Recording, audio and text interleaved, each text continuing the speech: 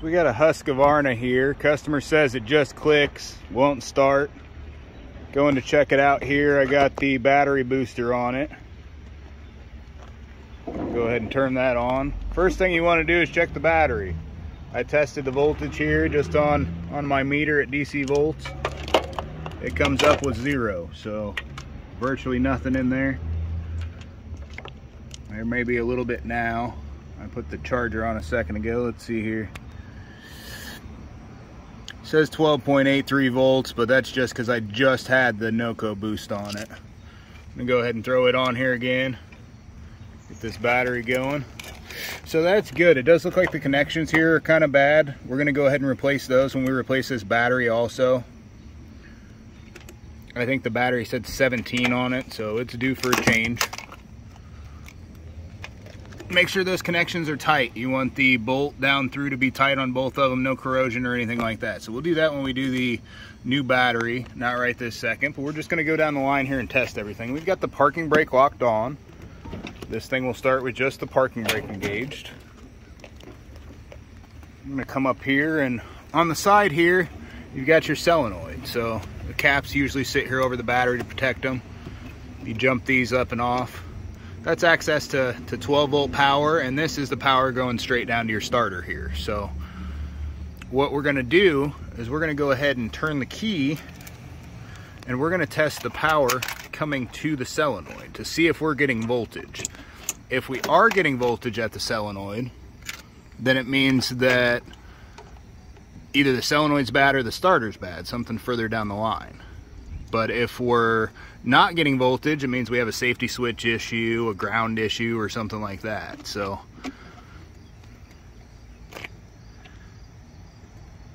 if I hit hold on here, see what we got. So we're getting 12.38 volts to the solenoid. To the solenoid there, 12.38 volts. So that's good voltage. Basically getting the full battery to it, like it should be.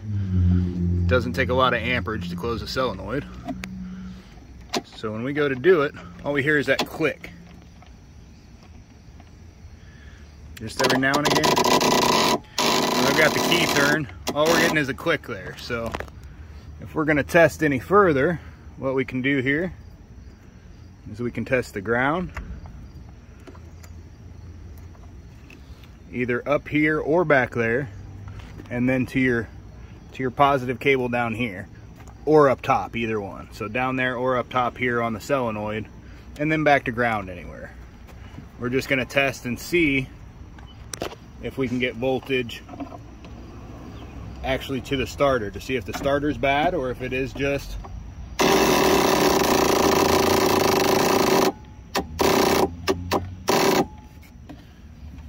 it's hard to tell right there. Not sure I'm getting a good ground anywhere. I'm just shove it up in under the frame down here. Oh yeah, my other one fell out. Okay, here we go.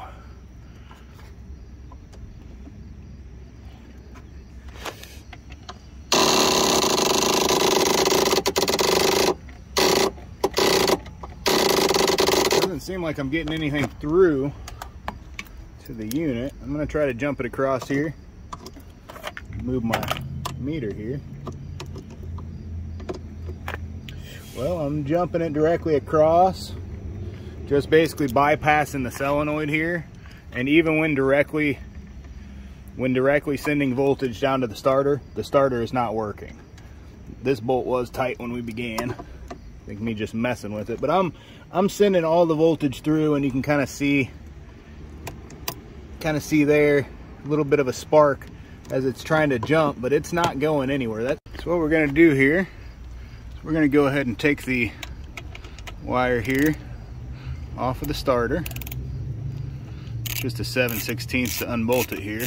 This is a Kohler SV610-0212, says there.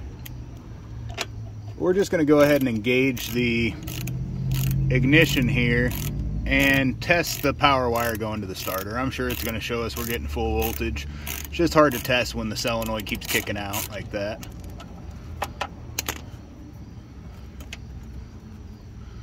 So we're going to look here.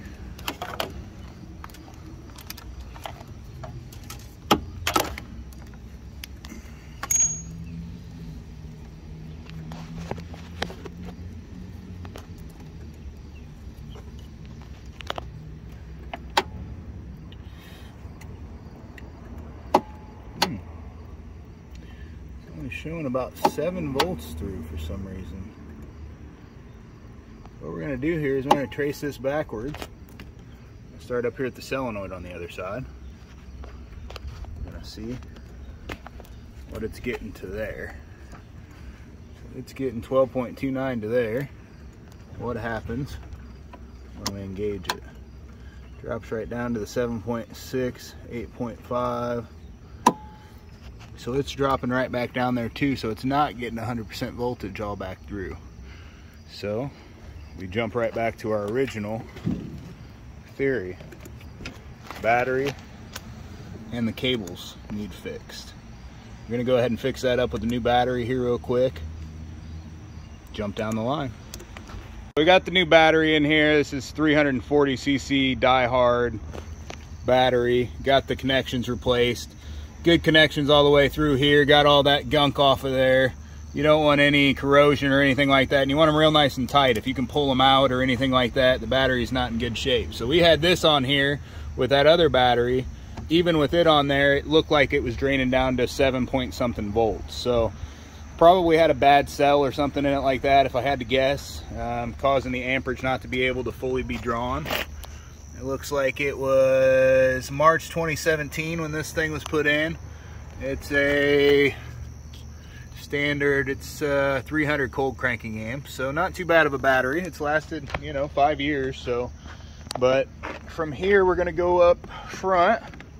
What we're going to do is we're going to go ahead and test there at the starter again while we turn the key and see what kind of voltage we get here. So we're getting a solid click now out of the unit each time it clicks, and we're getting full voltage out of the battery, 12.4 volts over here to where the starter wire is.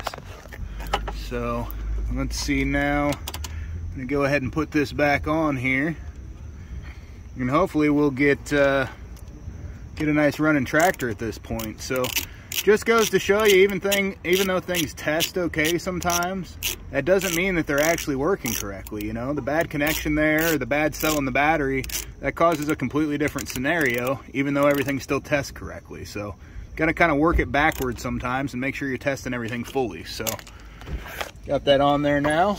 See if we can't get this thing to fire up.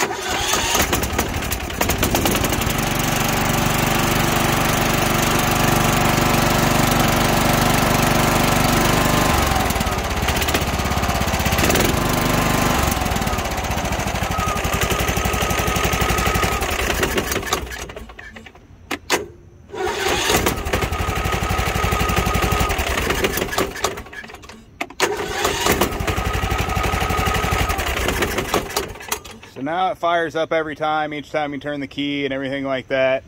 Probably wasn't real good on the solenoid, but the solenoid seems to still be working good. Starter seems to still be working good, when originally it kind of seemed like a starter or a solenoid issue to begin with. So always start at the battery, your connections, make sure your battery's good, nice and charged, or it has a good quality jump on it. So that jump pack normally works for just about anything, but I'm sure because of a dead cell or something is why it wouldn't start. So this, from the start to the finish, should pretty much tell you everything there is to know about the electrical system. It's just basically one positive wire coming back to here with an auxiliary coming off of it here, going back to power everything at the unit, and then it just brings the voltage straight through to the starter, as long as your safeties and everything are pushed like they're supposed to, and as long as the ground wire is hooked up and back. So there's a ground wire, the black wire going from the battery. It does hook up to the frame somewhere, and if that's not connected good or has corrosion or anything on it, it can also cause these types of issues. So those are really the only other things you need to know to get your starter fixed, your electrical system, your solenoid, or your battery all fixed up on the YTH21K46. It's got the Kohler SV610-0212 in it. So thanks for watching, like and subscribe.